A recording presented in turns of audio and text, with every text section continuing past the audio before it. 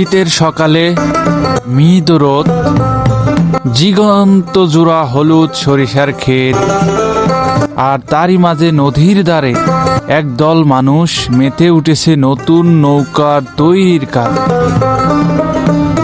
সরিষা ফুলের মধু আহরণে ব্যস্ত মৌমাছি আর গ্রামের ছেলে মেয়েরা খেলা করছে একপাশে। দূরে দেখা যায় সবুজ তাল ঘাস, পাখিদের কিচির মিচির আর নৌকা বানানোর কাঠের আওয়াজ যেন এক অন্য রকম গ্রামীণ সুর সৃষ্টি করেছে। মাঝিরা নতুন নৌকাটি যত্ন করে তৈরি করছে, যেন একটি প্রতিযোগিতার দিন গ্রামের সবার গর্ব হয়। বড়রা গল্প করছে নৌকার পেছনের ইতিহাস নিয়ে, আর শিশুদের চোখে নতুন নৌকার স্বপ্ন।